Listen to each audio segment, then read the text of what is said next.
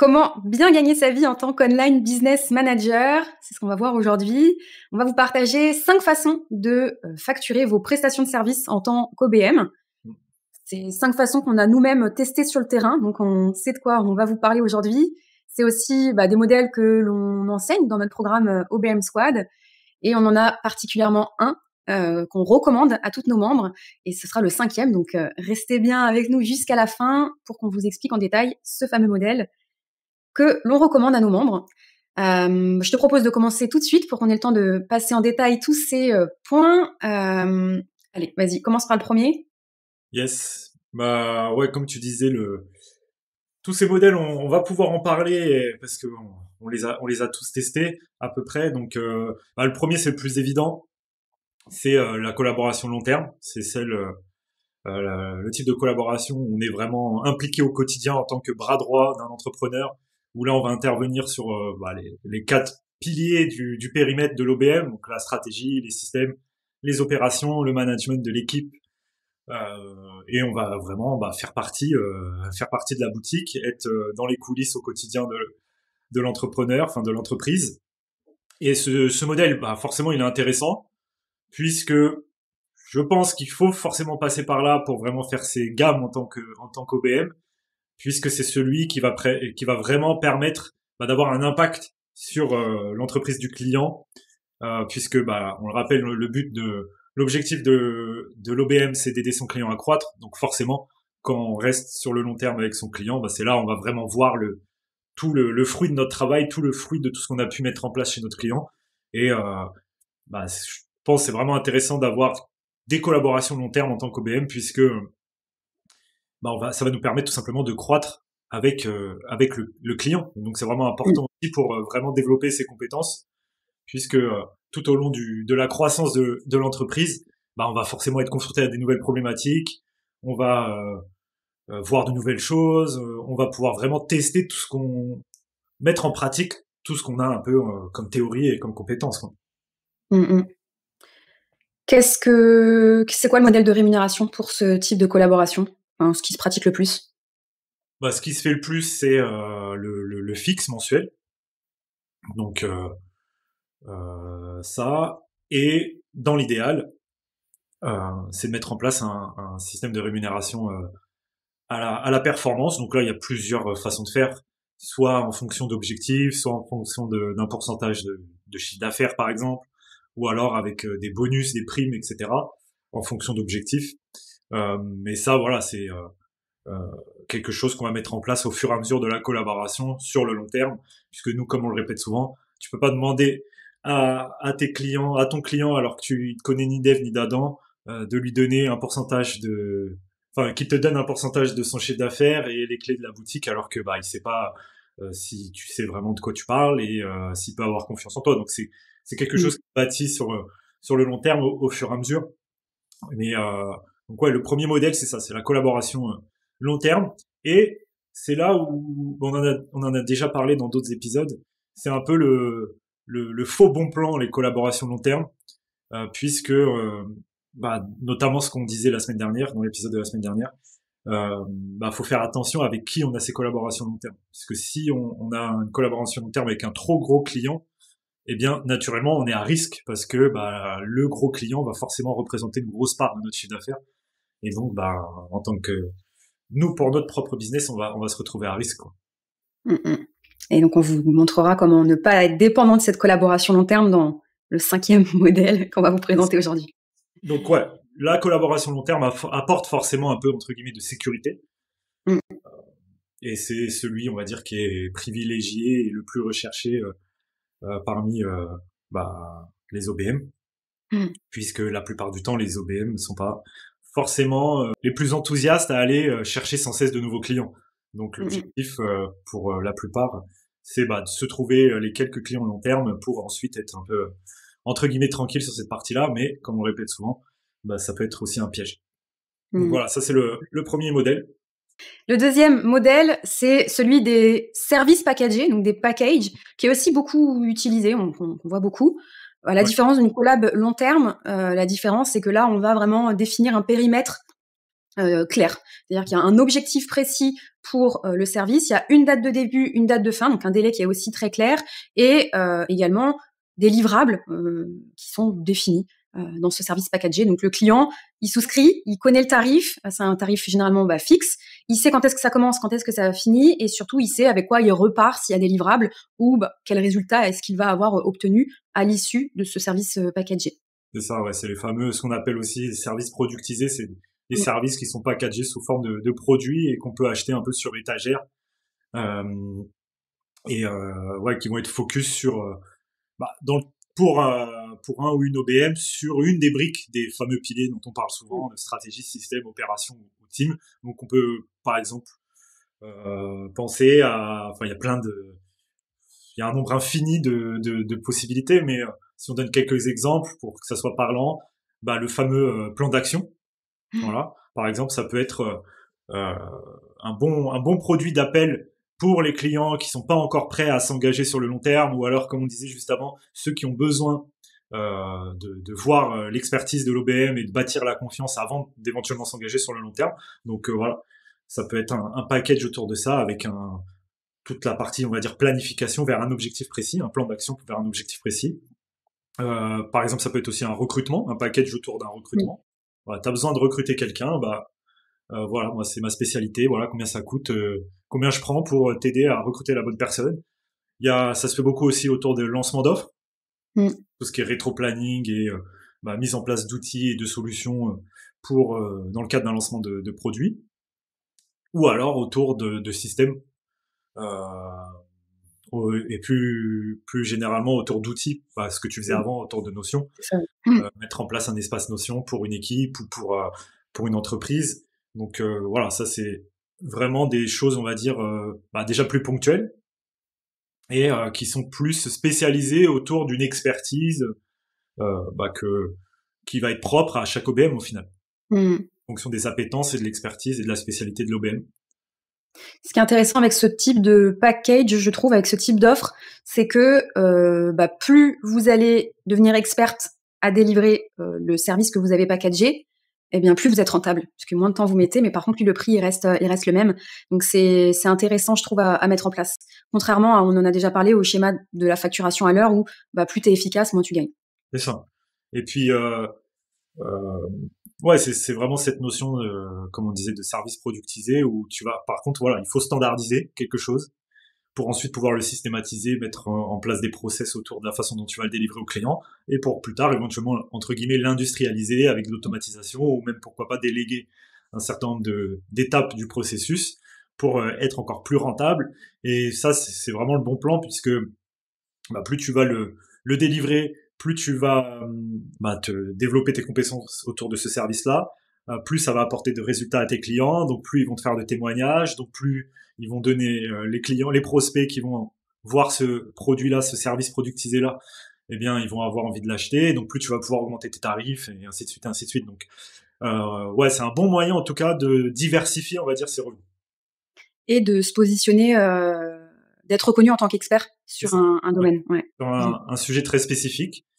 Et surtout, ça va permettre de faire en sorte pour le client que ce soit facile de commencer à travailler avec toi. C'est ça l'enjeu. Yes. Ensuite, le troisième modèle, il est un petit peu similaire à celui des services productisés. C'est le VIPD. C'est un concept qui est assez répandu aux États-Unis. J'ai l'impression qu'on entend un peu moins ce terme-là en France, mais bon, le concept reste le même. En gros, c'est très simple. C'est un service productisé où on raccourcit le délai de livraison en quelque chose d'express. Ouais. Et c'est intéressant au niveau rentabilité, puisque tout ce qui est express, ça se facture plus cher, puisque par définition, en fait, dès qu'on va payer quelque chose, une livraison express ou un service de ce genre, on le sait, c'est toujours un petit peu plus cher. Donc, je pense que c'est un type d'offre qui est intéressant quand vous avez une expertise, quand vous avez vraiment une compétence sur laquelle vous savez que vous allez assez vite, vous êtes vraiment très doué, parce que c'est un service que vous allez pouvoir vendre en masse, entre guillemets. Vous allez pouvoir vendre énormément puisque vous le livrez dans un délai très très court. Ouais, mais le piège avec ce type d'offre, c'est de vouloir commencer par ça, parce que ça c'est le genre d'offre en fait qu'on achète à des personnes qui sont déjà reconnues dans leur domaine d'expertise, qui sont des autorités. Et c'est l'offre, on va dire, c'est un peu l'offre du Joker qu'on met en tête de gondole lorsqu'on est déjà full en fait, et que on veut ajouter un complément de revenu à tout ce qu'on fait déjà. Et puisqu'on sait que ça va pas nous prendre beaucoup de temps et ça va être simple à délivrer, rapide en tout cas à délivrer. Donc ouais, stratégiquement, faut savoir pourquoi on le fait et à quel moment on le fait. Mais c'est sûr que c'est contre-intuitif parce que j'ai déjà eu beaucoup de conversations autour de ce type d'offre très intense, très rapide, où il y a beaucoup de fausses croyances en disant ouais, mais en fait le client va pas vraiment voir la valeur. Je vais dévaloriser mon travail si, vu que je livre ce que je suis censé, ce que je peux parfois facturer ou mettre plusieurs jours à délivrer. Là, je lui dis que je le fais en 24 heures. J'ai l'impression de dévaloriser mon travail, mais c'est là où c'est contre-intuitif. En fait, le client, ce qu'il achète bien souvent, c'est la vitesse, la rapidité, plutôt que tout ton processus. Lui, ce qu'il veut à la fin, c'est le résultat final. Et plus il a le résultat final rapidement, mieux c'est. Donc, pour certaines spécialités, pour certains types de services, ça peut vraiment être intéressant. Et donc là, par exemple, un rétro-planning de lancement. Voilà, je suis un coach ou un formateur. J'ai un nouveau produit à lancer. J'ai besoin d'un rétro-planning pour savoir comment m'organiser. Et donc là, je vais faire appel à une OBM qui va me dire, en 24 heures, je te livre ton rétro-planning avec les différentes étapes, ce à quoi tu dois faire attention, la bonne séquence, le bon ordre dans lequel faire les choses. Donc il y a ça, il y a ce que tu faisais aussi avant, setup des espaces, Notion, mais pas que. Enfin voilà, tous les outils. Les outils rentrent dans. ClickUp, ça se voit. Ouais, on voit beaucoup de services de ce type-là via IPD autour de Notion, ClickUp, Asana, Dubsado, tous ces outils-là. Mais en fait, pareil que sur les services productisés, il n'y a pas de limite à. C'est infini quoi. Le type de service on peut faire comme ça. Par exemple, si on est spécialisé dans le recrutement, en une journée, je te rédige la fiche de poste de ton prochain recrutement, par exemple. Ouais, complètement. Donc oui, très intéressant, mais comme tu le dis, à proposer quand on est déjà une figure d'autorité, quand on a vraiment une expertise. Quand on est reconnu, déjà. Ouais. Puisque sinon, en fait, quand on a déjà de la demande, en fait, parce que pour ce type d'offre, et c'est valable aussi pour les services productisés, en fait, vu que c'est du ponctuel, c'est du one shot, ça veut dire que si on ne propose que ça veut dire que tous les mois, on doit aller chercher de nouveaux clients, en fait. C'est ça. Et donc, si le marketing et la vente n'est pas notre spécialité, on va avoir des difficultés à remplir le calendrier avec ce type d'offre. Donc, c'est plus, à mon sens, quelque chose de complémentaire pour arrondir les fins de mois ou pour développer son chiffre d'affaires sans se surcharger en termes de capacité, quoi. Yes. Et donc là, on n'a pas parlé de tarifs au niveau des services productisés et de VIPD, mais là, ça va vraiment être en fonction de la valeur que ça apporte au client. Parce que là, c'est pas le temps que tu vas facturer, c'est vraiment ce que ça va apporter à ton client. Donc, par exemple, quand toi, tu faisais ça autour de setup un espace Notion, c'est pas le temps que tu mettais que tu facturais, c'est c'était basé sur ce que ça allait apporter au client, sur la valeur que ça allait lui apporter et le résultat que ça allait lui apporter, plutôt que sur le temps que tu passais à faire ça, puisque voilà, pour être transparent avec tout le monde, à la fin, tu mettais 3 heures à faire un espace. Ça dépendait desquels, mais oui. Voilà. Mais parce que c'était devenu J'avais la méthodologie, ma structure était plus ou moins tout le temps la même, et oui, j'allais personnaliser en fonction du besoin client, mais au bout d'un moment, on est tellement expert, on fait 3 clics, ça y est, on sait en fait déjà ce qu'on veut comme résultat, donc c'est ça. Au final, ce qu'il faut comprendre quand on parle de facture en fonction de la valeur, c'est pas simplement le temps que tu mets vraiment à délivrer cette offre en particulier, c'est toutes les années de travail que t'as fait pour savoir quoi faire déjà, et ensuite de le faire de la façon la plus efficace. C'est tout ça que on facture lorsqu'on facture en fonction de la valeur. C'est pour ça que le temps, au final, n'a aucun sens, puisque plus je suis expert, moins je vais mettre de temps, mais plus j'ai d'années derrière moi d'expérience. Donc tout ça, c'est tout ça que je valorise en réalité. Yes, et ça nous fait un bon point avec le 4e modèle, qui est le modèle d'agence, puisque c'est souvent le modèle vers lequel on se tourne quand on a atteint un plafond de verre, qu'on a envie de continuer à développer notre activité, qu'on a atteint en fait sa capacité maximum et qu'on va commencer à recruter, à s'entourer. Alors il y a deux façons de se positionner. monter, je dirais, une agence. Je vais parler de la première, je te laisserai parler de la deuxième. Mais la première façon, qui peut être la suite logique sur des services packagés, par exemple, ça va être de s'entourer d'assistantes virtuelles, par exemple, pour déléguer la partie exécution. Et sur un produit packagé, vous allez garder en fait la partie stratégique, la partie relation, bien sûr, avec le client, et en fait toute la partie exécution. Donc, je prends un exemple concret on parlait d'espace Notion. La construction pure de l'espace, vous le déléguez à quelqu'un d'un peu tech, une assistante virtuelle ou un autre profil, et vous gardez vraiment que la partie stratégique et la partie relation client. Donc, ça vous permet d'avoir plus de volume, plus de clients, et donc de continuer à développer votre activité sans être dépendant de cette notion de temps où, oui, quand même, au bout d'un moment, si c'est nous qui faisons les exécutions, on a tous que 24 heures dans une journée. Ouais, là, c'est vraiment, déjà, c'est pour les OBM plus expérimentés. Qui vont être aussi, on va pas se mentir, les plus à l'aise avec la vente et le marketing, puisque à partir du moment où on commence à s'entourer, derrière il faut générer de la demande parce que maintenant on n'est plus tout seul et il faut entre guillemets occuper les gens qui travaillent avec nous. Donc naturellement, c'est l'OBM va se transformer en vraiment en commercial de son entreprise, elle va faire aussi la relation client, le suivi et également faire office de super chef de projet pour pouvoir piloter toutes ces prestations-là, tout en faisant en sorte que le travail vraiment purement opérationnel soit pas forcément délivré par elle-même, quoi. Donc ça, c'est la première façon de se positionner en tant qu'agence. Et il y a une deuxième façon, mais qui est un peu différente, qui va vraiment couvrir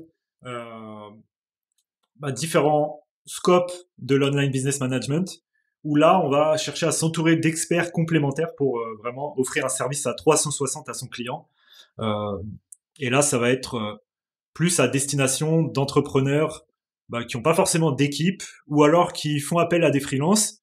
Et donc, en tant qu'OBM, quand on travaille avec ce type de clients qui gèrent plusieurs freelances, par exemple, je sais pas, comme du customer care, du community manager, un copywriter, quelqu'un qui va faire un peu de la tech, du no-code ou quoi que ce soit, ou un graphiste, plutôt que d'aller, nous, en tant qu'OBM, gérer différentes équipes qui ont toujours à peu près la même structure, eh bien, on va bâtir notre propre équipe d'experts à nous pour aller proposer ce service clé en main 360 à des entrepreneurs, puisque au final, on va, entre guillemets, déléguer, on va lui permettre à l'entrepreneur de déléguer toute cette partie management, recrutement de freelance, etc., quoi. Donc c'est un service, on va dire plus haut de gamme. C'est un service productisé autour de plusieurs. C'est ça. Après, c'est vraiment un service 360. On sort aussi du scope pur de l'OBM. Sauf qu'au final, l'OBM va faire son travail d'OBM, mais avec des ressources internes qu'elle va mettre à disposition à des clients.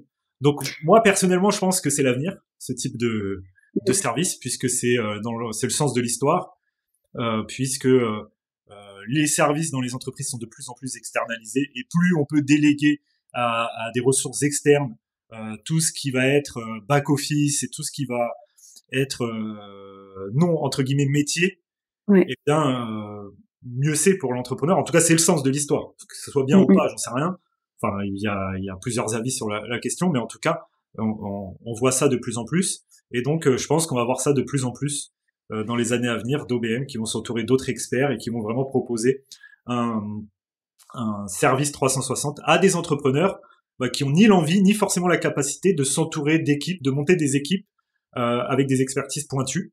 Et donc là, ça va permettre vraiment d'augmenter en plus de ça la qualité de service pour l'OBM, qui va vraiment avoir, en fonction de son réseau aussi, venir avec des ressources vraiment expertes dans leur domaine. Et c'est comme ça aussi qu'elle va pouvoir se démarquer par rapport aux concurrents qui arrivent sur ce marché-là, quoi.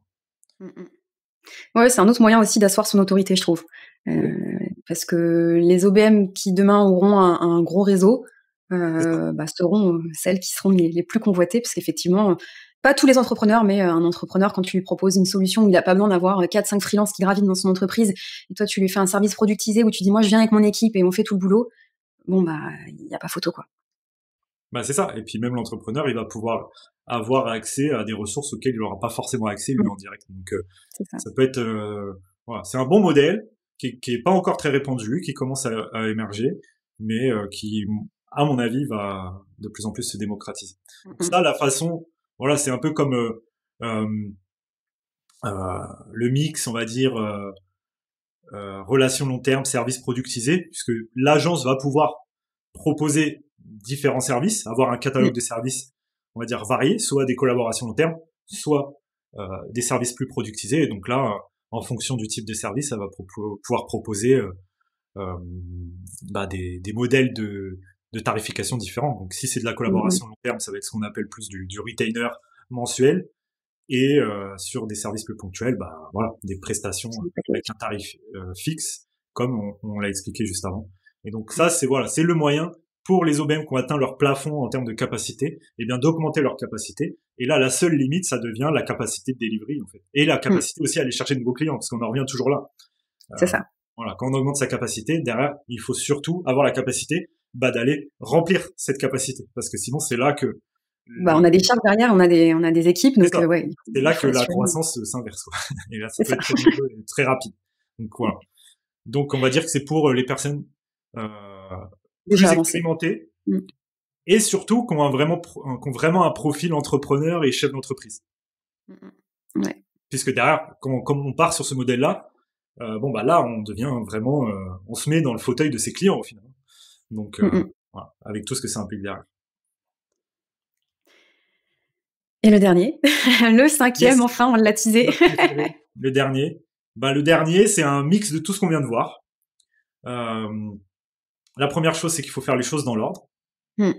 Mais il faut, je pense, et c'est ce qu'on a fait, tester pour trouver ce qui correspond le mieux en fonction de chacun, en fait. Pour débuter, nous, ce qu'on recommande, c'est le plus rapidement possible d'aller trouver 1, 2, 3 collaborations de long terme pour vraiment déjà se faire la main, pour apprendre aussi sur le terrain, pour voir différents environnements de travail, pour comprendre aussi avec qui on veut collaborer sur le long terme. Et au passage, avec aussi ce que nous on partage à nos membres, avec le modèle qu'on partage à nos membres, au passage, en cherchant ces collaborations long terme avec des clients idéaux, parce que là j'insiste, les collaborations de long terme, on les veut avec des clients idéaux. On veut pas subir les clients avec qui on travaille, ouais. Donc là, en allant chercher ces collaborations long terme, eh bien, on va aussi passer par des projets plus ponctuels, des prestations plus ponctuelles, qui vont nous permettre de tester de nouvelles choses, les fameux services productisés ou VIPD. Et une fois qu'on a trouvé ces 2, 3 clients idéaux avec qui on collabore sur le long terme, eh bien là, on peut commencer à proposer des services vraiment plus catalogue, ponctuels pour diversifier ses revenus déjà, pour tester de nouvelles choses et aussi pour entretenir son pipeline de clients et d'avoir des opportunités de clients long terme qui sont présentes au cas où une de nos collaborations long terme se termine, puisque voilà, c'est plus facile de démarrer une collaboration long terme avec un client avec qui on a déjà travaillé dans le cadre d'un projet ponctuel, qui sait qu'on fait le job, qui reconnaît notre expertise, avec qui on a déjà bâti une forme de confiance. Ce sera beaucoup plus facile au moment venu d'aller voir ces clients-là et démarrer une collaboration long terme. Donc ça, c'est vraiment le modèle qu'on nous recommande et qui, à mon sens, est le plus sain, le plus pérenne, en tout cas quand on démarre. C'est ça. Il est basé sur l'échelle de valeur qu'on enseigne, qui est, comme tu le disais tout à l'heure, aucun client ne va vous donner les clés de son business du jour au lendemain au tarif que vous voulez lui facturer mensuellement. Ouais, c'est ça. À part celui qui fait une offre de recrutement, mais qui a déjà défini les conditions. Voilà, qui a déjà défini le cadre de la collaboration. Donc lui, il veut tout de suite une collaboration long terme, mais sous ses propres conditions. Et donc là, je vous invite à aller voir l'épisode dans lequel on vous explique pourquoi on vous recommande de ne pas répondre à ce genre d'annonce. Yes. Mais voilà. Mais sinon, dans la plupart des cas, eh bien, il faut bâtir la confiance au fur et à mesure. Mais le premier objectif quand on se lance surtout, c'est d'aller chercher le plus rapidement possible des collabs sur le long terme avec des clients idéaux, puisque déjà ça va nous rapporter une forme de stabilité, ça nous permet de gagner en confiance, de gagner en clarté aussi sur notre méthodologie et sur la façon dont on va délivrer nos services. Et tout ça, l'expérience va nous permettre derrière de définir des services que je peux vendre de façon plus ponctuelle. C'est ça. Et si, une fois qu'on a mis en place ce modèle, on souhaite aller plus loin, et bien là, petit à petit, on peut basculer vers le modèle agence. C'est ça. de la façon dont on a parlé juste avant. Donc, soit la façon 1 ou soit la façon 2 avec le service 360, quoi. Voilà pour les 5 modèles que vous pouvez utiliser pour facturer vos prestations de services en tant qu'online business manager, avec, comme on vous l'a dit, une préférence pour le 5e. Si tu souhaites lancer et développer ton activité d'online business manager, je t'invite à télécharger notre book Road to OBM, dans lequel on t'explique comment lancer, développer ton activité d'OBM, collaborer avec 2-3 clients idéaux et générer au minimum 5 000 € de chiffre d'affaires par mois. Le lien se trouve en description. Et puis nous, on se retrouve la semaine prochaine pour un nouvel épisode. Allez, ciao, ciao.